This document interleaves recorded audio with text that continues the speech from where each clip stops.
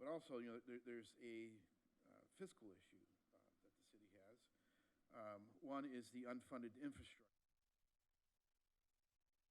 annual street and sidewalk improvement and repairs that the city is required to do. Facility needs assessment that was done about 3 to 4 years ago, and that was $45 million that was identified through that assessment study. There was a construction cost index that was done back then, but I don't know if that takes into account what the actual inflation is today. And then there's a park needs assessment that was done that identified $30 million in unfunded infrastructure projects. And then unfunded technology of about $4 million, which includes a new ERP system. So in total, there's about $119 million, and that's probably much higher today once we include the actual inflation that exists today. And this is over a 20-year period that we're looking at, so it's, the assessments were done over a 20-year period. That's why I'm using that 20-year horizon. It's about $6 million per year that the city needs to invest in these items. And what's not factored in is the unfunded labor negotiations, so any future negotiations that will need to be funded. Again, this is a snapshot of our 10-year general fund financial forecast, which you've seen many times. Our revenues are just under our expenditures moving forward, and so there's really no need, financial means to support an additional $6 million per year of funding infrastructure and other needs. Okay, so the revision to the business license tax that will require an affirmative vote by 4 members of City Council to place the measure on the ballot. That's if we're going to do a general tax, which is 50% plus 1, so not a special tax. If we were doing it as a special tax, but that's not what's being proposed today, it would only require 3 of the City Council members to approve that. However, alternatively, it would require 2/3 of the voters to approve. This will potentially generate $3 million per year ongoing. Revises some of the big ticket items. It revises the sales tax credit, which the city is paying out about $1.4 million per year on the sales tax credit. Update the current language in the code that is outdated. And update the methodology used to calculate the business license tax. It will streamline our current process. And again, if approved, that would generate about, the way it's proposed before you right now, about $3 million per year ongoing in annual revenue. Okay, some of the key points. First of all, I'll talk about the revision to the sales tax credit. So currently, there's a provision that was passed by voters that allows any business that generates sales tax, they are allowed to credit up to 40% of that sales tax they generate to offset their business license tax. And that could be up to 100% of their BLT. And there's many businesses that actually do that. And currently, there is no sunset provision on that sales tax credit. So right now, it's in perpetuity.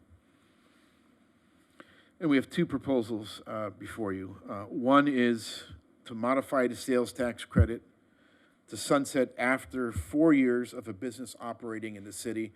And the reason for that 4 years, the first year they're operating, they actually don't generate any sales tax. So they don't get the credit the first year they're operating. They'll get the credit the second year, and that's for the sales tax that they generated year 1 of operating. So they'll be able to claim 3 years of the sales tax credit to offset their BLT. So that's option A. And that does provide an incentive tool to incentivize businesses to come into El Segundo, to have that tool to offset their business license tax for 3 years. Option B is just to completely eliminate the sales tax credit altogether. So that's what's being proposed. I guess you could say there's an option C, which would be whatever council would like to discuss besides it, but that's option A and B is what the Finance Committee and staff is proposing. Okay, so current BLT structure, I just want to point out on the, if you were to go with the option of phasing it out, the way it's being proposed, there'd have to be a cap on that of $99,000 over the put that in over the 3-year period because the laws have changed for incentives where if you want to go more than 100,000 or more, then it requires a number of public hearings and findings which couldn't really be made for this circumstance. Because what this is taking what was really how the overall business license tax was calculated for a business. Because it took and offset the business license tax by tax credits, or sales tax credits, and it's creating a business incentive the way it's being proposed as that option. And so with that incentive, that raises a number of legal issues, and it would need to be capped again at $99,999 over a 3-year period.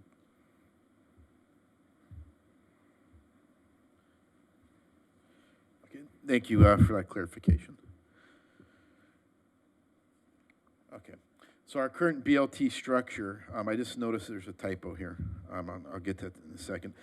So the current model has a combined rate of headcount of 10 employees or less and 5,000 square feet or less. There's a current base tax of $111.30, not $11.30. So there's a one missing there. So again, the current base is $111.30, and that's for headcount under 10 and square footage under 5,000. Any square feet over 5,000 is assessed 27 cents per square foot. And any employee headcount over 10 is assessed $137.80 per employee. And both of these, the square footage and the per employee headcount, that is increased by CPI each year. Okay. So the proposed BLT structure separates it in 2 rates. One, it takes the square footage, so right now that 5,000 base, and it breaks it down into more of a progressive tiered structure. And this came right out of the Finance Committee. So 0 to 2,000 square feet, a flat fee of $150. And that $150 you're going to see you're going to see that pervasive throughout the staff report. That is becoming what's the proposed base. So right now it's $111.30. $150 is becoming the proposed base for most of the business license tax structure. So a lot of their rates right now, they're all over the board, anywhere from $26, some as high as $300, consolidating that, most of them to that $150 flat rate. Square footage over 2,000 and up to 5,000 would be 26 cents per square foot. And that is 1 penny less than what we're charging right now for our tiered rate. For our rate over 5,000. Over 5,000 square feet up to 50 would be 27 cents per square foot, and that's the same as our current model. Over 50,000 up to 100,000 would be 28 cents per square foot.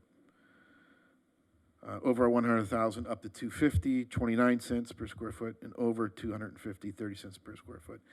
And what the rationale from the Finance Committee of going to this tiered progressive rate versus the flat rate was, percentage-wise, the dollar increase was almost the same from the very small business to the largest business. And percentage-wise, obviously that's not proportional.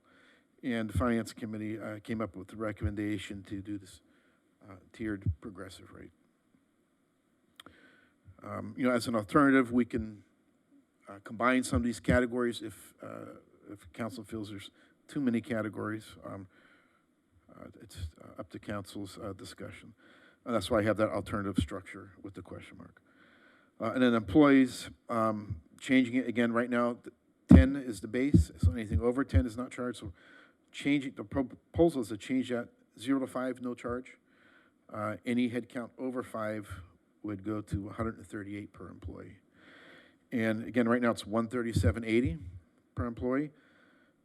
This December 1st, so December 2022, we send out the renewals for calendar calendar year 2023, there's going to be CPI applied there. So that current rate of 137.80, there'll be a CPI applied, and it's going to be a pretty high CPI.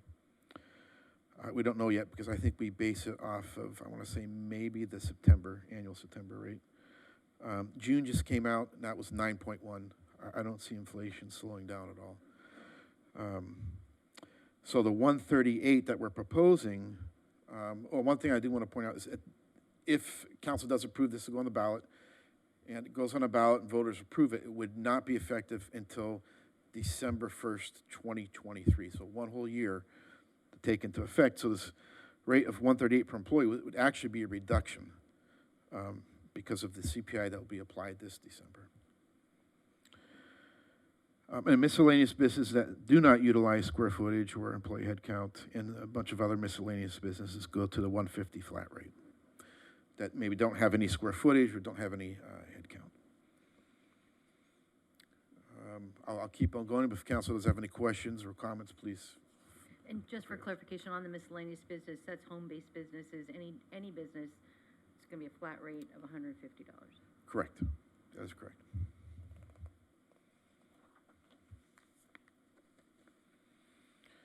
Okay, some of the key sectors that we want to touch on.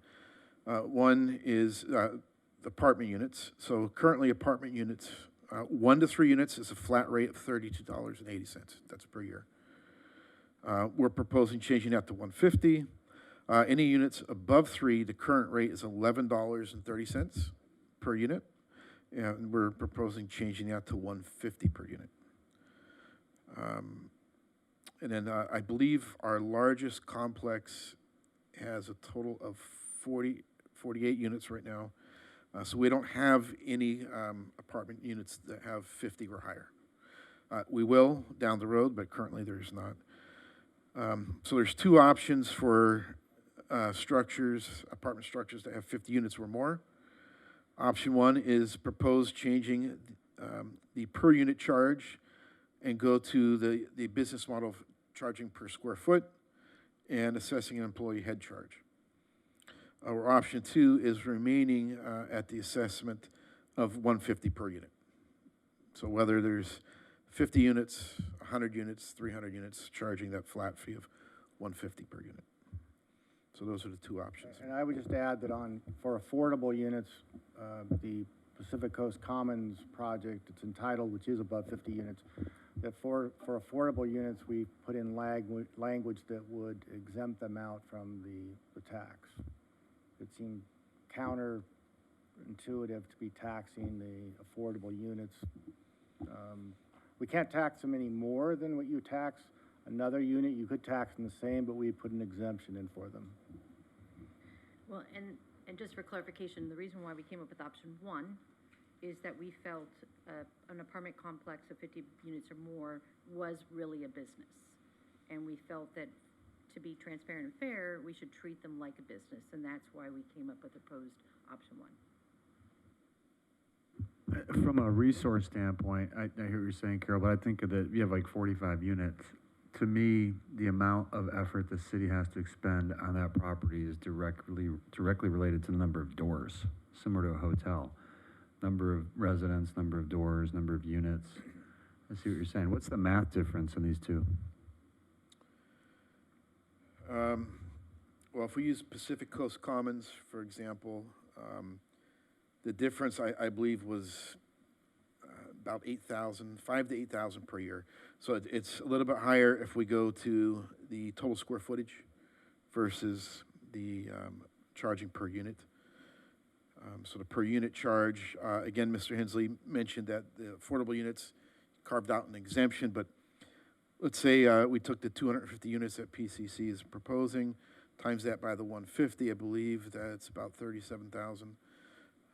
And then if we went to the square footage charge, it would be approximately 7,000 to 8,000 more. And then the 50 unit threshold, this was really because we looked at our current landscape and we had the highest number of apartments was 48. So that number, that 50 is up for discussion. So this was really just we just established a threshold, but if we say, hey, you know what, 25 units and more is really a business, and we want to treat it like a business, then we can. But I just want you to understand where we came up with the 50. Is we looked at the current landscape, saw that the highest number currently was 48, and so we picked 50. But there was no, we didn't do the math to figure if that was really where it should land. But so we can change that number. Yeah, so again, using that PCC example, not carving out any units for affordable units, because I don't know how many are affordable. But if you just assessed all 250 units, it would be 37,500. And I believe the square footage charge was somewhere in the, right around 45,000. But the mayor is correct from an implementation perspective behind the scenes. It is simpler to do the flat rate.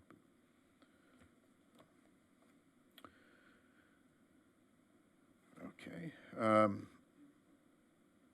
BLT structure for hotels, motels, auto courts, and lodging houses. So currently, our rate structure is 1 to 14 units. It's a flat rate of $111.30 per year. 15 to 49 units, $216.30 per year.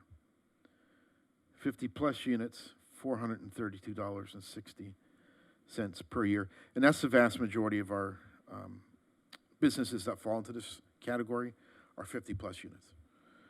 So they're paying $432.60 per year. So proposal is any units any hotels, motels, auto courts that have 150 or less pay a flat rate of $150 per room. I believe there's only one establishment right now that falls under that category. Over 50, proposing to change it to the per unit charge of total square feet plus assessing employee headcount over 5. Or we can also do just the 150 per room as well. But right now the proposal's shifting to the total square footage plus employee headcount. So just for clarification, go back one slide. So on right now, the current 50 plus units, that's 432 period. It's not 432 per room. Correct, 432 for the business. Right. So once again, we said, you know, a hotel is a business, and we should be transparent, like we should be consistent and treat all businesses fair and equally. And that's why we came up with this idea that we should really be applying those same guidelines to the hotel, which is also a business. Right, and you know, to point out too is the hotels, not the hotels themselves, but just the nature of that business, they do utilize a lot of city resources.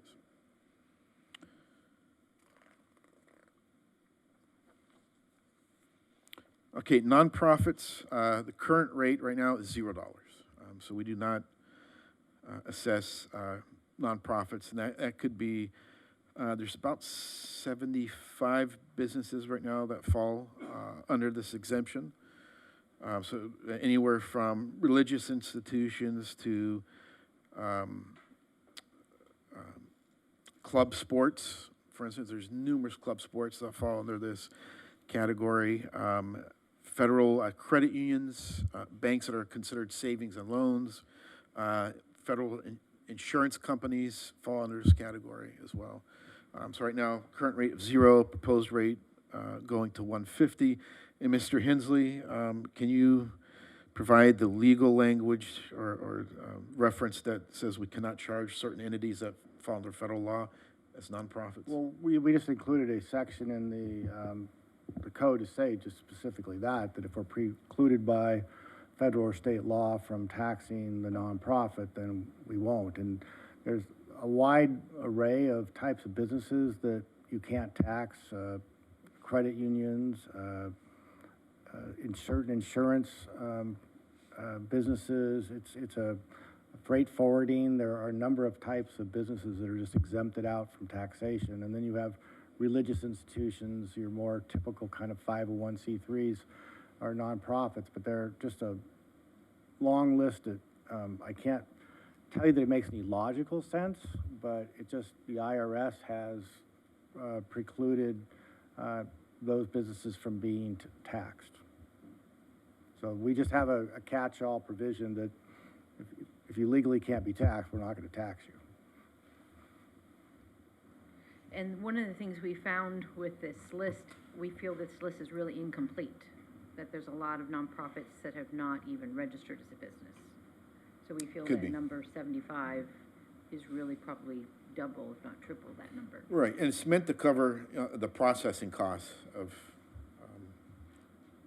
everything that takes place behind the scenes, receiving, taking the payment, processing the application, and then providing the business license tax certificate. So we were trying to figure out, is there a way, you know, to treat your traditional nonprofits like, you know, Kiwanis Ed Foundation separate from, say, Sky One Credit Union? But I don't think there is a way, it's all, That's correct. One Credit unions, we can't so tax them. Chase, Bank of America. Those are not credit unions. Yeah, but they're on there, they're on the list. There are certain types of financial institutions, I don't know that, They're all on the list, yeah. There's, no, I don't have it, but there's also medical The organizations. Torrance Memorial. Torrance Memorial is on Well, those there. are nonprofits. So there's a lot of businesses on there. How is that- a bank, a traditional bank on that list? That shouldn't That's be. just, it's a federal law. It's, That's a federal law that Yeah. banks are exempt from tax? well, it's certain financial institutions, and so, yes. And, you know, like certain insurance companies and, hospitals generally are nonprofit, and I don't know if you remember, I think it was Blue Cross Blue Shield about 5 or 6 years ago was getting in trouble because they were generating a lot of revenue, and they were talking about taking away their exemption because it was looking for profit, but most hospitals are nonprofit. Yeah, and we're also adding to the code that we have to verify that it is actually set up as a nonprofit. And there's documentation that we're gonna require, so if they don't provide it, then we would have the ability to assess them the tax. So just for clarification, so are you saying we could not do the proposed 150? The way it's worded is, this is going to be the rate unless the law precludes us from charging it. Okay.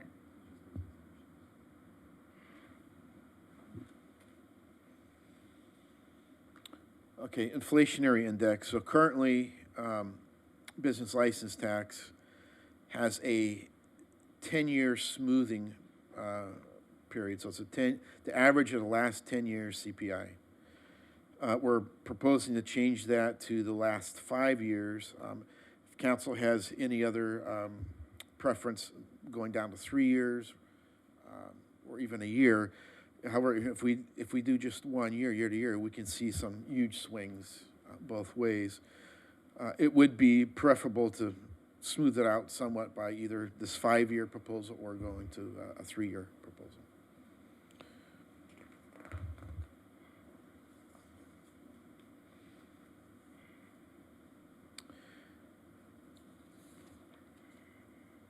Okay, so these are some categories that I just put together. And let's start with the first one. So I have the average small business up to 5 employees and up to 2,000 square feet. The current rate right now for them is that $111.30. So they would go to $150. So $38.70 increase. And again, I just averaged all the businesses that fall into this category. The next one, small business, but step up over 5 employees and 2,000 to 5,000 square feet. So they're going from $440 a year, that's the current rate. The proposed rate will bring them up to $1,063 per year. Next one up, 5,000 to 50,000 square feet.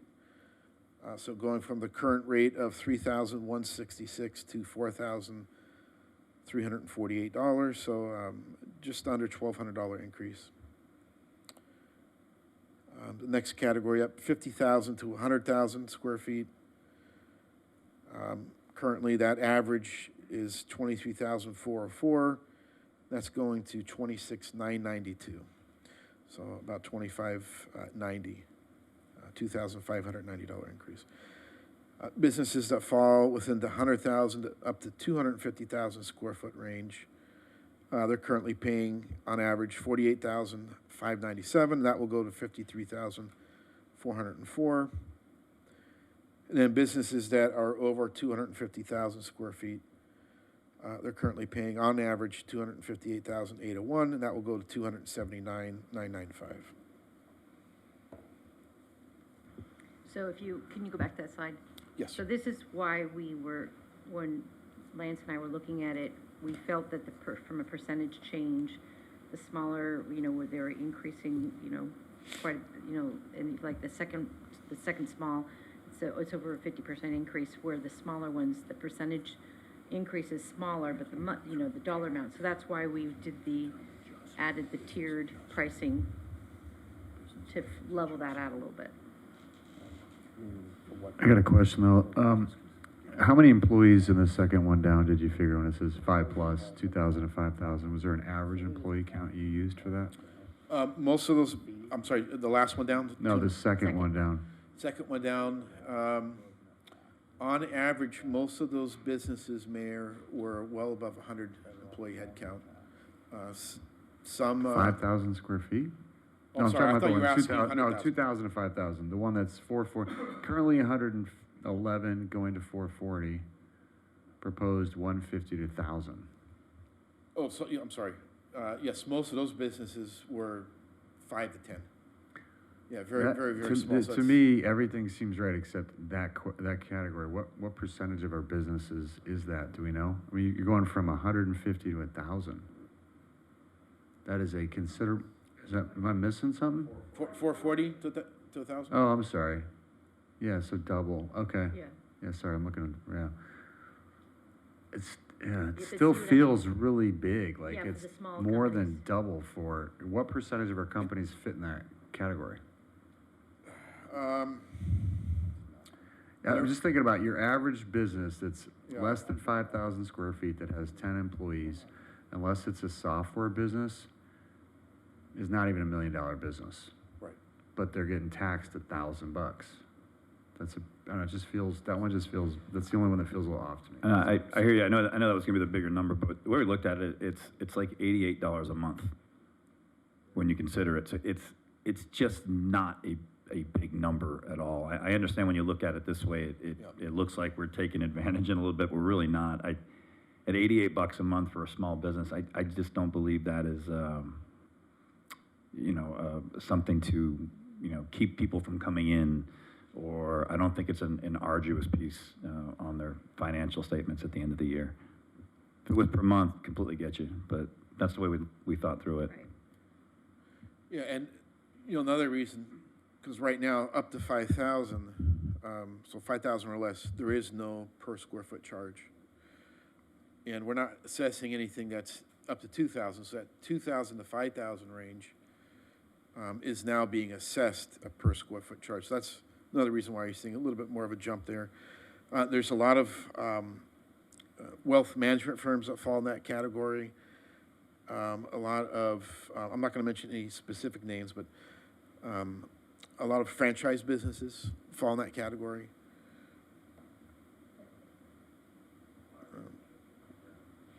Yeah. And Joe, the 440 figure goes back, what, 30, 40 years now? Well, we have been assessing a CPI, but yes, the original base goes back about 30 years.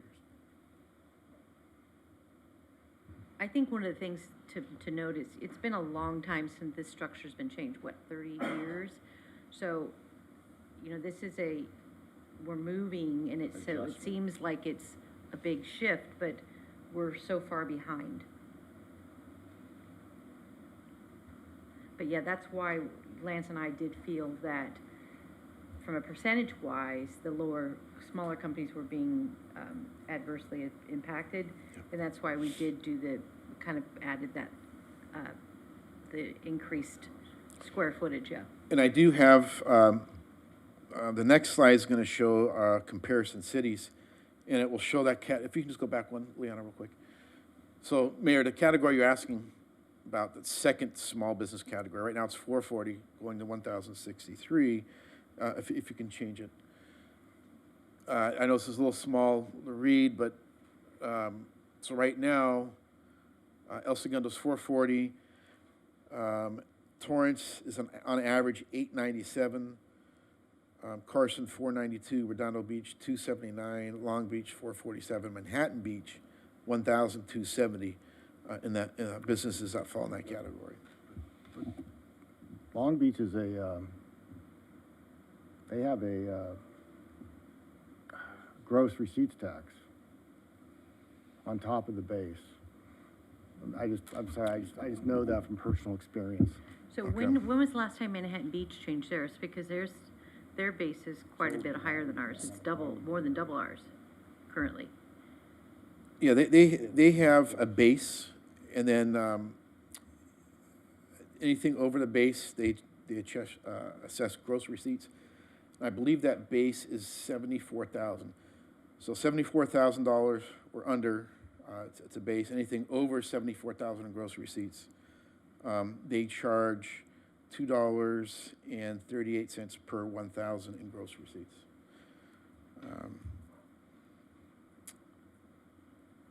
So I don't know when's the last time they adjusted that formula.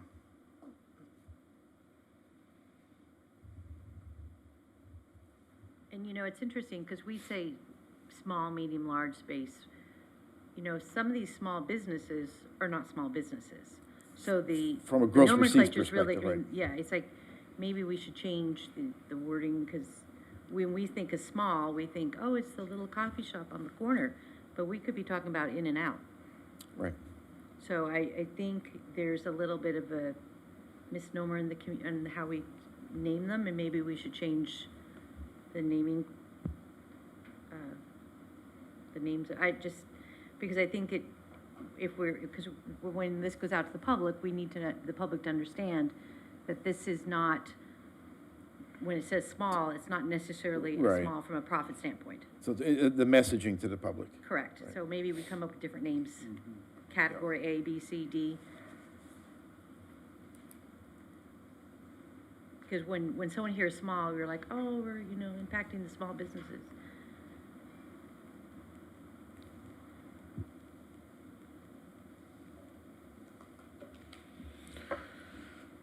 Okay. One thing I do want to point out, El Segundo is a little unique with some of the largest corporations we have here. They don't necessarily exist in some of these other municipalities. And one of the other things as Lance and I were talking, we as a council have to think, it took us 30 years to get here, around 30 years, right? We have to think outside the box of what other business types will be coming to town, and that we make sure that we include them, embed them into this code, so that we can capture them if we anticipate any new type of businesses or new. And that's hence the reason why we looked at the apartment complexes as well. I think that's. This is just a pictorial chart of the cities and where the rates are right now. So if that first one on the left, our current base of 111, and we're proposing going to 150, will still be lower than everyone else, with the exception of Torrance. I think it's important too to point out that some cities do not necessarily utilize the business license tax as a means of generating revenue. They'll have other sources like a high UUT, utility user tax, or some other form of taxing businesses. So, can we go back a slide? So I did put up here on the top cities that do have a utility user tax rate. You can see Torrance is 6.5%. Redondo Beach 4.75%, Long Beach 5%. Plus Long Beach has the additional 1% local use and transaction tax. So does Torrance as well. I believe Carson does as well. So there's other taxes that you do have to take into consideration.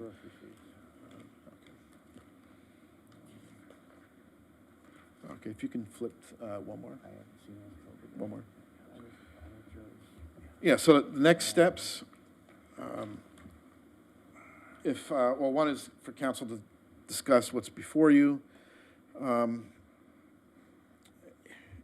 There definitely was a tight time crunch to get something to council within, the last month and a half. I think working with the finance committee, we definitely fine-tuned what the finance committee wanted to bring before council. But the next steps would be to adopt a resolution by at least a 2/3 majority. That would mean by 4 council members. Designate one or more council member to draft ballot arguments in favor of the ballot measure. Direct the city attorney to draft an impartial analysis of the ballot measure. And then adopt a resolution approving the 2 amendments that are in the packet, calling for the November 8th, 2022 general municipal election. So I'm open to questions. I know the city attorney's office put a lot of work and effort into this as well. So Joe, to adopt it though, don't we have to make some decisions on the options? So Yes. we, to go through each one of those and decide? Yeah, so if we can go to, Mayor Pro Tem, any thoughts before we go to the options? Yeah, this is more without going into the specifics of these options.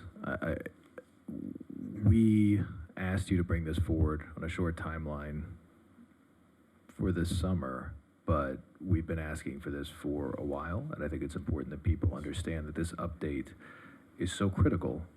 To make light of 30 years of deferred updates really overshadows the overarching construction of our current license regime. It is designed to build Dauntless and Havoc bombers in the 40s and has built on that footprint. And we are no longer doing that, nor are we regulating circuses, which are also covered in that previous code. So I think that this update, irrespective of how this presentation started, the whether or not something is funded for a park or not has nothing to do with this update. This update is about making sure that we have a infrastructure for this city that is suited for this century, as opposed to the Edsel being produced, which is what our current structure is based upon. So I think in any respect, getting this structured, the sales tax credit also has its origins in the satellite facilities all selling to an internal economy at Chevron. It's not a stamping plant that has one giant customer now. So something that reflects our position in a greater economy is absolutely critical. So we may make some finite decisions on option A or option B, but I think we would be impossibly foolish not to take an opportunity to update our business license regime because it's so fabulously outdated. Thank you for that. All right, when it comes to the sales tax credit, we have 2 options, Joe, right? Phase it out with the $99,999 limit or eliminate it altogether. Any ideas there? Well, I think the reason we put an update on option A to have some kind of sunset clause that didn't exist beforehand. We also talked about eliminating the sales tax credit altogether. However, I felt that we still want to be a city that entices new businesses to come in. And that option A kind of takes care of any of those new types of businesses that be looking at also going to come in. So it's a bit more of an advertising marketing thing for us. And then those that have been here 3 or 4 years already, it just goes away. So I think when we talked about it, we felt that we kind of hit both ends of that by doing option A. Do we know how many businesses, Joe, come here because of that, for that reason? that come to El Segundo, I don't know that, Mayor, no. So just so I'm clear, it's any new business would still qualify under option A, but it would sunset for that business over 4 years.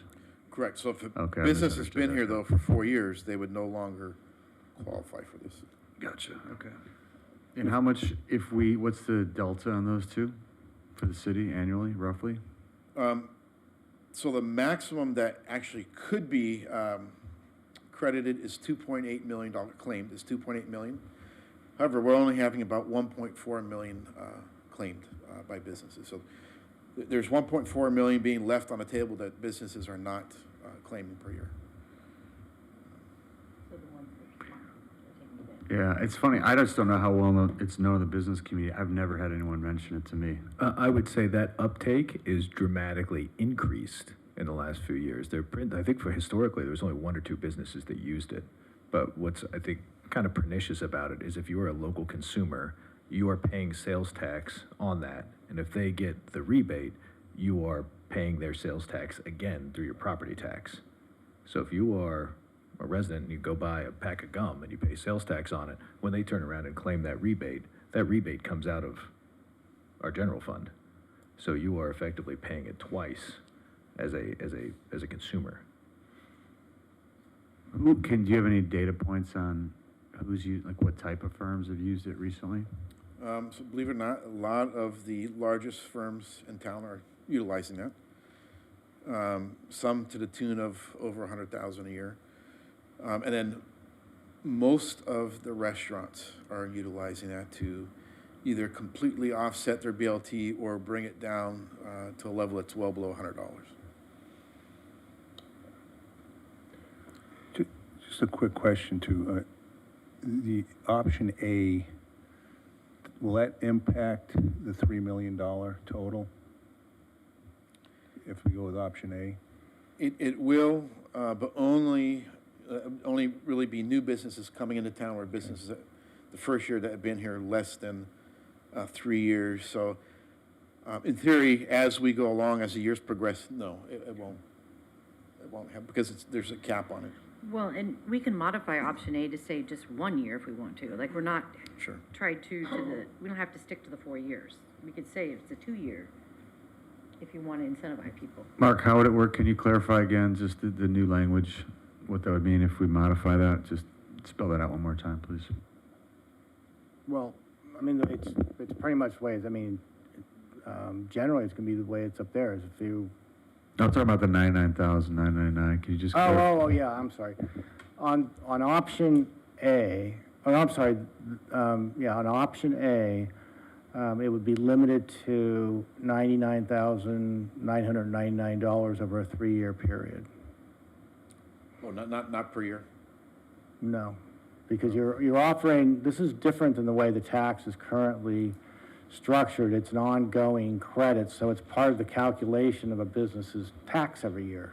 It was set up not really as an incentive, but really, well, it's just how it got calculated. It wasn't, that's the way it was done. Now it's going to be an incentive the way this is structured, and under the law, if we go at $100,000 or more in incentives, it triggers a lot of, triggers public hearings on a regular basis by the city council, a lot of findings being made. Not that it can't be done, but every business that wants it will have to come in front of the council and go through a lot of hoops. Could we say the greater of 3 years, or once they've maxed out the 99,999 total sales tax credit? Yes, Or the lesser, I should say, the lesser of, right? yeah, The it could be lesser of. structured that way. Just curious. And there's a little bit of a corollary, right? The administrative code grants the city manager reasonably broad powers to do incentives on sales tax. So this is just removing it from a legal requirement of ours and enshrining most of this in the administrative powers of the city manager. Those powers haven't been used really over the last 15-plus years because of all the laws that have come into place over incentives. So it's. I make no comment as to the wisdom of that administrative code. I'm just saying it's in the administrative code. But, I mean, Joe would have to comment on the difference, I guess, of business taking it over 3 years as opposed to 1 year. I mean, to me, if I'm considering moving to a restaurant here and somebody says, we're gonna give you $50,000 of sales tax credit, that's a meaningful number. 25,000 is a meaningful number if I'm doing site selection, I'm comparing different cities. So I think we lower it, if we're gonna give it, we lower it way down, and shorten the period. That would be my take.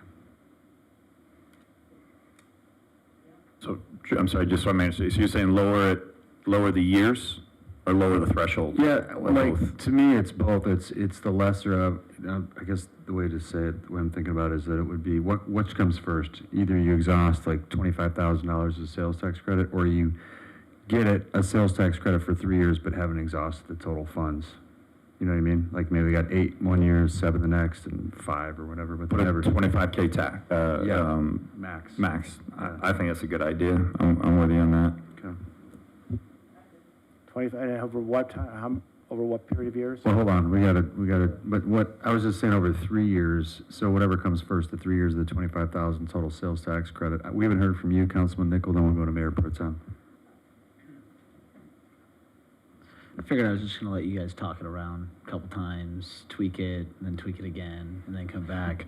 I mean, I'm with Chris in the sense that if we were creating business license tax today, from its like inception, hasn't existed before, it has to start existing now, how would we do it, and why would we do it?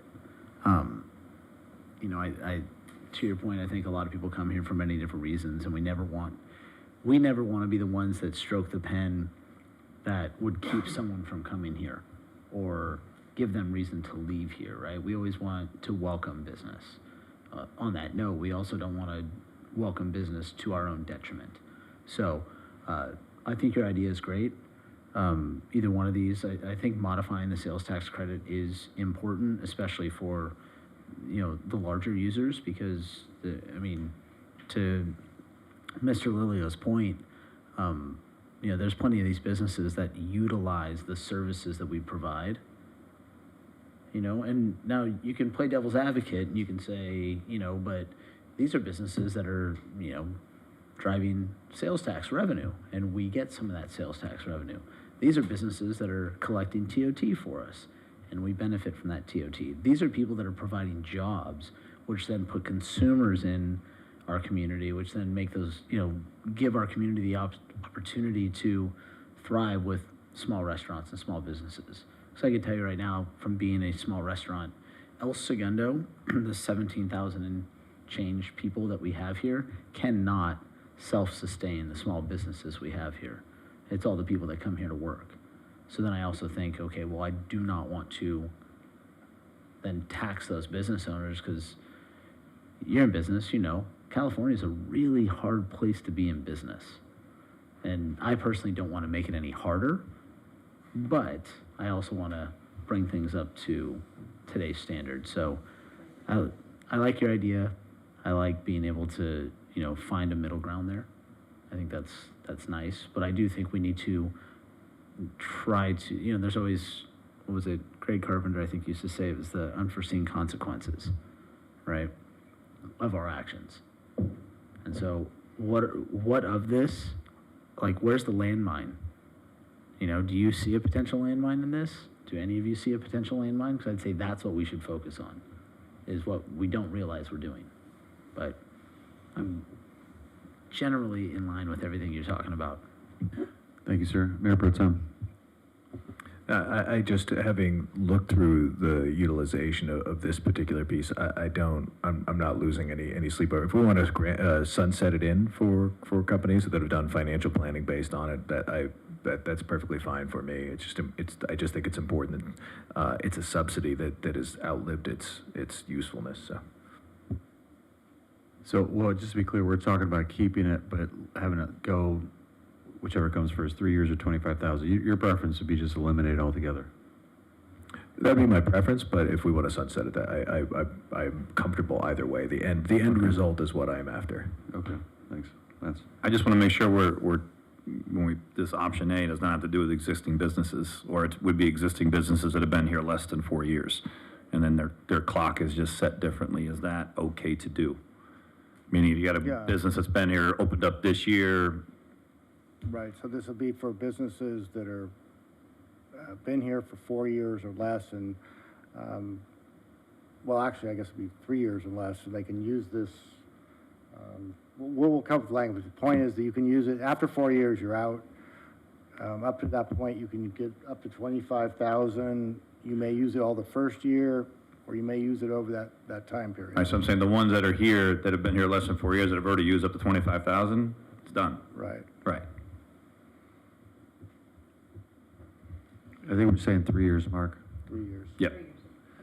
Okay, we have 4.5 of us up here on the same page with this one. Okay.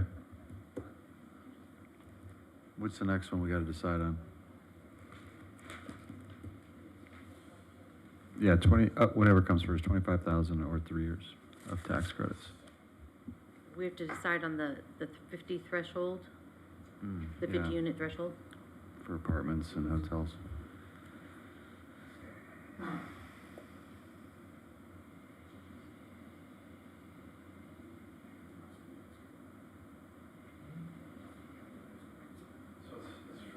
Laptop's frozen, so I'll just verbally go over it. So the next one to discuss is the apartment units. There we go. So it should be slide 10.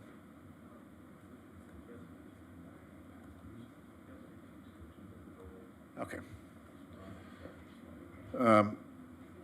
So this is the apartment units. Do we want to go with option one, propose changing the per unit charge to total square feet and assessing an employee charge over 5, or assess a per unit charge of $150 per unit?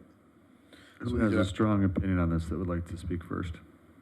Well, I just want to once again clarify. So when we picked 50, it was because we didn't have, that covered all existing apartments. But, as I was thinking about it, if you have a 25 unit apartment, that really is a business. And I just want to, I was kind of wondering at what point could we do some type of analysis to determine at what point does the curve go, what's the threshold? I think you need to be more concerned about the above 3 units. Up and down Imperial, those apartment buildings. How many units are each one of those apartment buildings? Right? Has anyone ever lived in them? Actually, you'd be surprised at some of there's some 10 and 15s. No, up by the way, to the west. Now I'm saying to the east, down East Imperial, all those buildings look like twins. Oh, yeah. Mm-hmm. Because then I start thinking like, okay, the larger apartment buildings are typically owned by larger, multifamily ownership groups, or, where it's just, that is their business. And then you have the smaller 4-unit buildings that are owned by like mom and pops, and I just think we need to be cognizant of the fact that any dollar we charge them additionally is going to be passed on in rent, plain and simple. And so here it is, are we attacking for how much? I mean, do you have any numbers on what additional funds, what additional business license tax revenue would come from just this change on the units? Not in total, no.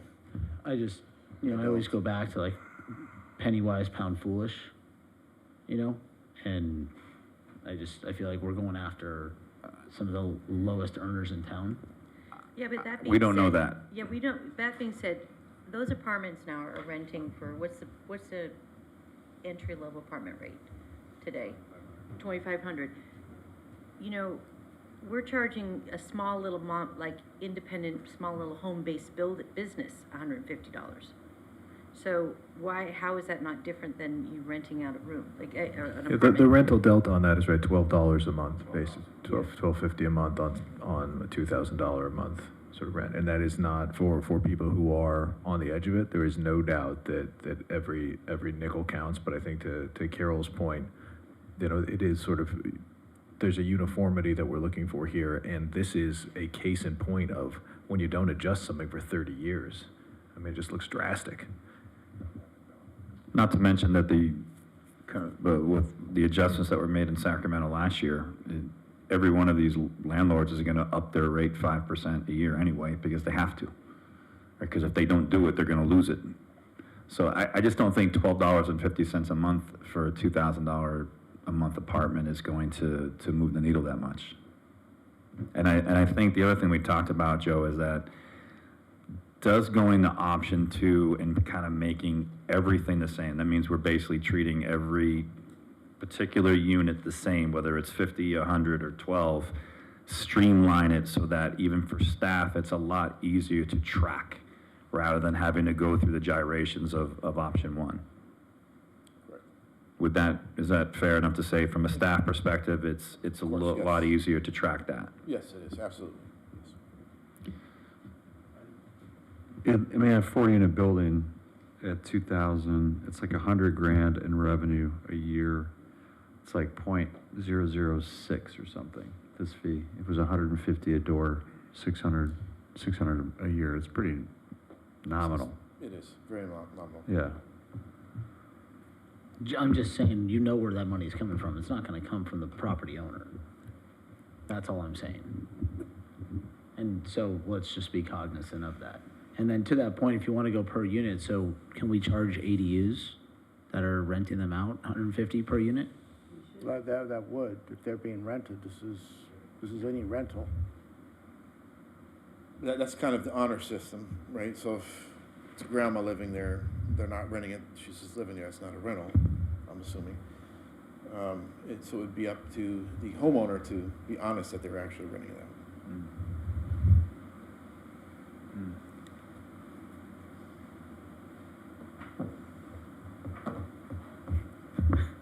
Unless we come up with some system where we automatically. I know for my back house, I have an LLC for that. So in that case, you will capture it. Correct, yeah.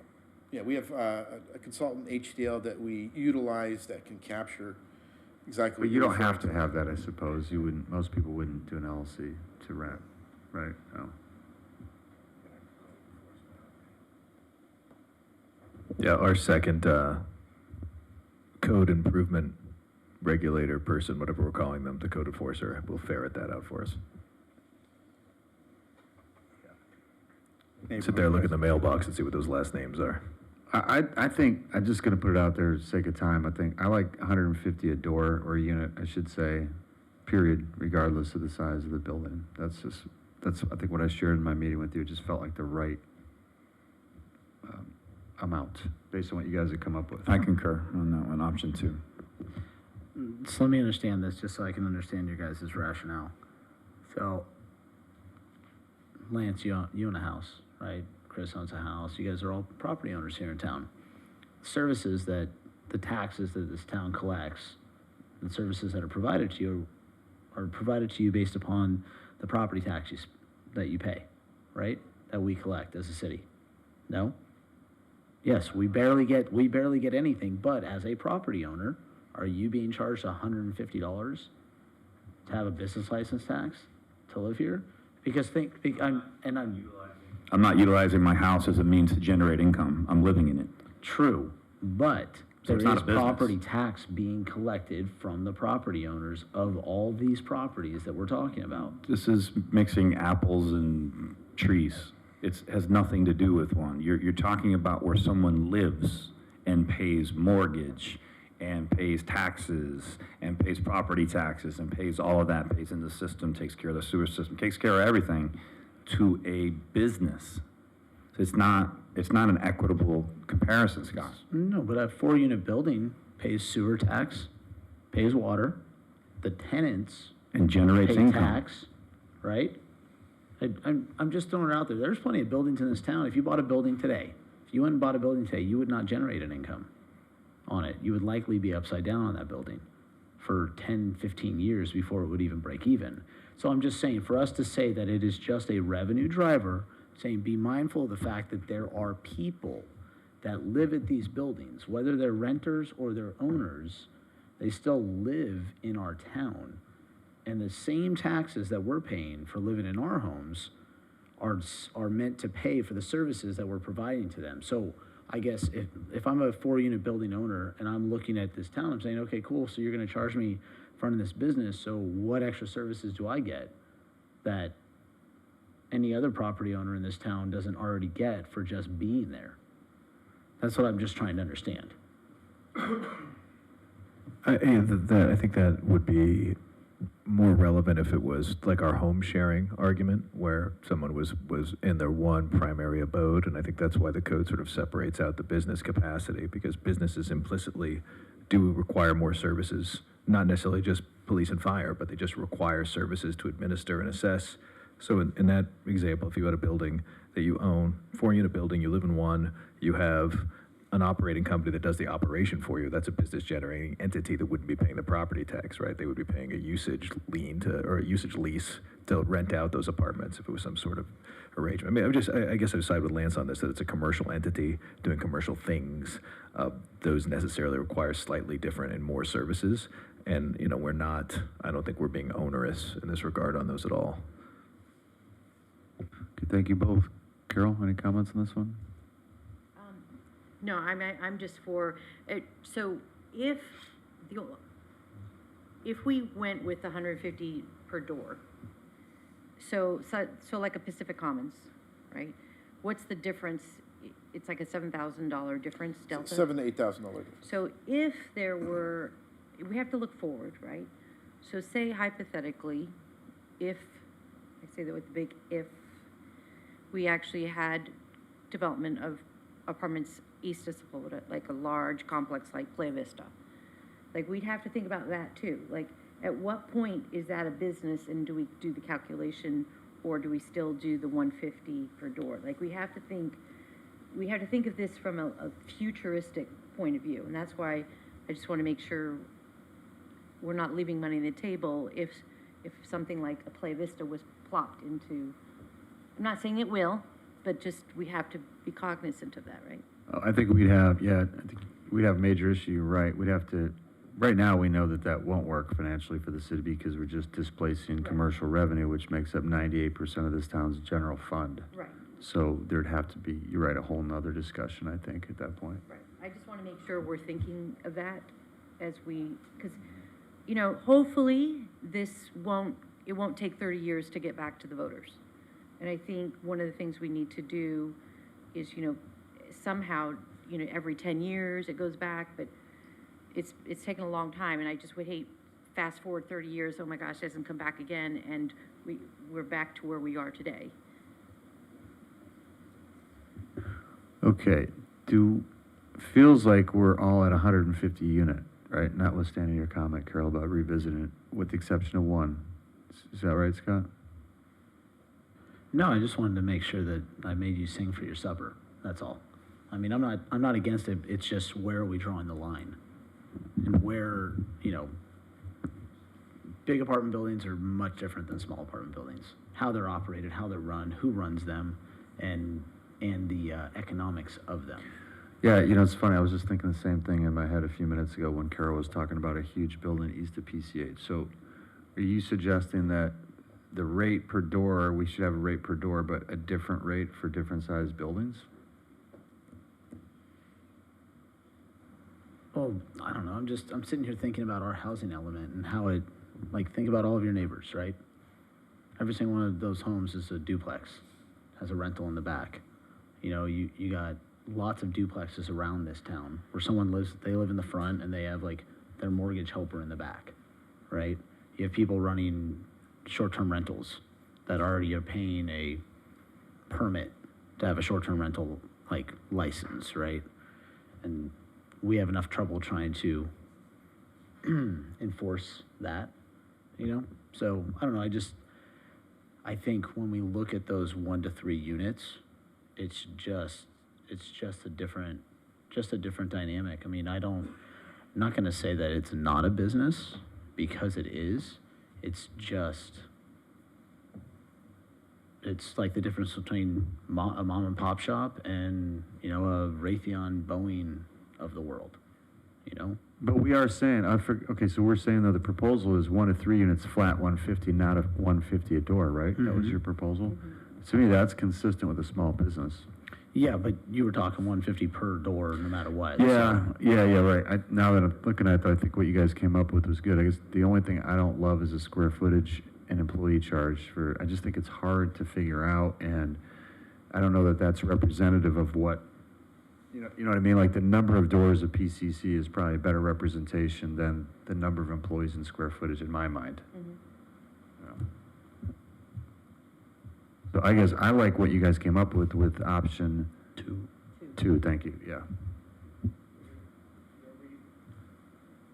So what you're saying is for the first 3 units, $150 total for the 3 units. Above that, $150 per unit. Yeah, for a 4-unit complex, it's $160 total. Or, I mean, excuse me, $300 total. Yeah. 150 for the first 3. Oh, I was thinking it'd be 600, but I hear. That's what I was thinking, 150 too. for the first. What is it, 3. 150 for the first 3 and 150 for number 4? That makes But sense. then you to would me. have to base that same 150 for the first 3 on any building, a 6-unit, a. Or is that the 8-unit. way- No, that's I'm the just way they- saying, is that how it's written? That's usually how our increments work, right? You can do it either way. You could have the first 3 units, no matter how big it is, it's $150, $150 flat, and then anything above that, it's 150 additional. You could do it either way. Or Is that how your guys' subcommittee thought of it, or? we were just. No, but it's a good compromise. Yeah. But maybe we do any unit, any units, any building that has 20 plus or more, it's 150 per door. Like, maybe we come up with that threshold. Why don't we just do, Carol, what you guys came up, this, what you have is good, I think. Chris nailed it. It's 1 to 3 units is $150, period. Any additional units, another 150 per unit. Okay. That, I think that solves. It's clean, right, Joe? Right, yeah, and that 150's, you know, that's kind of like the new base. So whether it's a home-based business or, you know, a very small entrepreneurial business somewhere in town, that falls under that 150 category. The 1 to 3 units, you know, I don't think there's a rationale to charge less than 150, but definitely I think that 150 is a good base for those smaller operations. So we good? Everyone's good with that? Okay, great. Was there another one? The hotel one, right? We had to look at? Yes.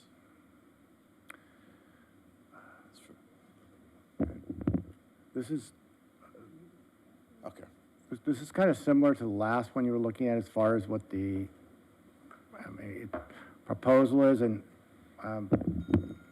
we have an issue here with, we're allowed 75 words for a ballot question. And. Can you repeat that last thing? I'm sorry, we're allowed 75 words for a ballot question. And in this question, we have to specify the rates of these different adjustments, along with a total anticipated revenue and an end date. Now, in these, they will be until they're repealed, but we really struggled to get all of that within 75 words. And given how closely the hotels and motels lined up with the apartments, it'll make it, I'm not saying we couldn't get it in 75 words, but it'd be tough. We really spent hours getting this all. If you could track the same per rate you did for the apartments, then that will make the 75 words work. And it's about the same, The only issue is that there are no like, the 1 to 3 units doesn't translate, but, but it won't matter. okay. Does anyone have a problem with that? And then the Keep the question language is, consistent? and then the question is, do you want the employee charge on top of that? So you're saying if we said under any hotel under 50 units, it's 150 per room, anything over is, or just, Everything's 150 Everything's 150 per room, Right, period. except for the first 3 is 100 in total, so that we can keep this language simple. yeah. Do we have to do the first 3? Can't we just say for hotels, any room is 150? Period? I think keep it, because otherwise the language is gonna have to add a whole nother sentence, and just, people will figure it out, I would think. There are no 1 to 3 unit hotels, right? It'll be a very nominal, Yeah, it wouldn't be much. So it'd be 400, it'd be a loss of $300 per hotel. Okay, so that's fine. and this law is new. It came in place about 4 or 5 years ago, and it wasn't really well thought out when you get into complex questions like this. They required a lot of verbiage to be added that, anyway. All right, so then the question is, are you adding on top of that the per employee charge also? So when we say hotels, I mean, this could really be ADUs as well, short-term rentals, right? Hotel, short-term rentals. So basically, the first 3 units is 150, so it's that baseline again. Well, for short-term rentals in the town, in the city, the only thing that's permitted is a partial room rental. So there's no actual complete units being rented out on a short-term basis. It's not permitted. Unless it was a back house, like an ADU. Well, then that would be, well, it's still not allowed to be done on a short-term basis. Oh, that's right. Because they're attached, yeah. Nothing's allowed on a short-term basis other than a per room within a dwelling that somebody else is living in. Okay. So is everyone okay with eliminating the employee and square footage component? Yep. Okay. I just Greg. have one question for Mark. We've discussed on this dais before about not wanting the apartment buildings in town to be used like hotels, hence why we did not allow short-term rentals in them, so on and so forth. By taxing them the same, does that open us up in any way, shape, or form for someone to make an argument to the housing department or whatever state No, board? we're actually calling them out differently, but we're doing it all in one sentence. We're saying hotels, motels, and referring to, rooms, and on the apartments, we're referring to units. But we're still doing that within the same statement because the rates are the same, but we're, okay. Just want to make sure no one can use that as an argument against us. And those are all the decision points, right? I believe so. Was there one more? Not, what about nonprofits? I don't know if there was a, Oh, Do we want to go to the base rate of 150 or? I do. How's everyone else feel? Yes. Okay. 5-0 there. So there's no ordinance to introduce. We're Well, just doing, or is there? what I would propose we do is, I've got 2 people watching and working on this, because our language changes are now gonna be made. If we take a break and we go into closed session, by the time we get out, they Great can have idea. these languages changes made, and we can Okay. then We're go going, through all this. okay, we're I gonna. just want to make one statement, ahead. though, before we move forward, nothing to do with the ordinance. So one of the things that we were talking in our committee meeting was about, there's certain businesses that are taking up a lot of resources.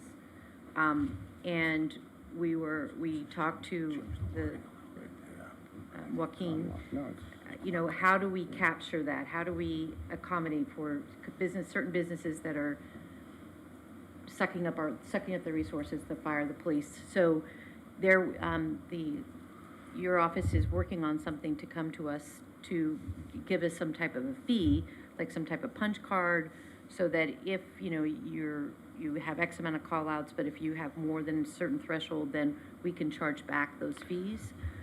That's because one of the, We're looking at that. yeah, they're looking at that. But I just want to make sure that's clear, because I know you kind of alluded to it earlier, because there are certain businesses in town that are taking up a lot of our resources, and it's not fair to the other businesses and fair to us as a public. Like the false alarm fees, right? Your fire alarm Similar goes to off a certain that. number of times, but Yeah. I just have one other clarification, Mayor, Council.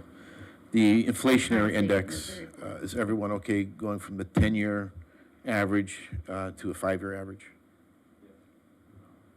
I'm fine. Yes. Yes. All right, thank you. All right, so we're gonna go to closed session and we will reconvene in open after we're done with closed. Thank you. Are we meet? Yeah, let's meet right, In our new room. oh yeah, new conference room next to your, yes.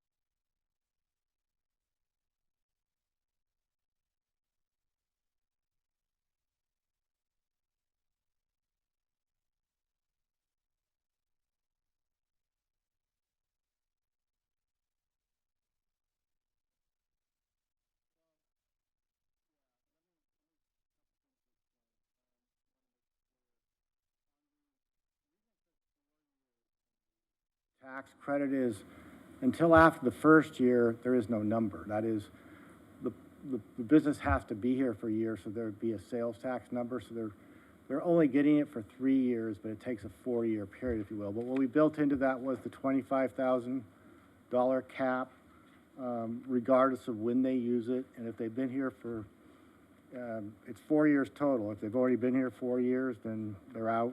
So we built that in. We took care of all the other changes. The one question, just to make sure, was when it came to the affordable units on the larger buildings, and we're just doing pretty much a flat rate, we had taken out the exemption for the tax. And the question is, does the council want to leave the exemption in for the affordable units, or? Chris says yes. I was going to say no, but I'll defer to my colleagues. It could be a lower number. It could be 75. I mean, there is definitely, regardless if it's affordable or not, there's a cost associated with supporting that, so. All right, keep it in. What's that? Keep it in. Keep it in? Okay. I was told that there's actually a tax incentive where they can write off any cost that they pay, any of those costs that they pay to the city for the affordable units. They get some sort of tax credit for. Okay, so I think we have consensus. So then there'll be no, it'll be $150 per regardless. There'll be no exemption for affordable. As part of the resolution, we drafted such that basically the council would appoint itself, like you did with the other tax measures, to draft the ballot. Whichever ones of you want to sign off on it, draft it, they'll be left to you. Is that what the council, consistent with the other measures, is that what you want to do with this? Anyone opposed to doing the same as we did with the last? Nope. And then it also provides that you will, I will provide an impartial city attorney analysis. Anyone opposed to that? Nope. Okay, then with that, we have a resolution adding a proposition to the previously called election, November 8th, 2022, general municipal election for the submission to qualified voters and amending voters and ordinance amending Title 3 and 4 of the municipal code to modify certain business license taxes and take certain related actions is ready for approval. Would like to move approval. Drew, so moved. Thank you. Nichols, second. Great. All those in favor? Aye. Aye. Okay, and we have one more resolution. Give me 1 second. What page is that?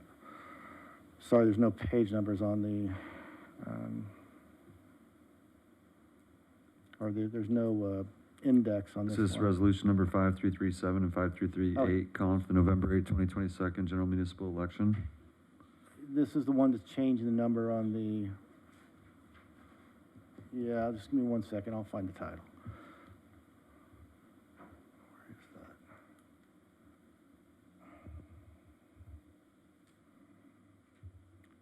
Tracy, help me out here. Where's the second resolution? Oh, here it is, I have it. A resolution of the City Council of the City of El Segundo amending minor portions of the City Council Resolution number 5337 and Resolution number 5338 to authorize up to 4 ballot measures for the city's November 8, 2022 general municipal elections ready for approval. This is just transmitting a new request of the city clerk and of the county that you're going to have 4 ballot measures now rather than 3. So that's what this resolution accomplishes. Great. We'd like to move approval. Persick, so moved. Pimentel, second. Thank you. All those in favor? Aye. Aye. 5-0. Thank you. We are adjourned. That's the end of it.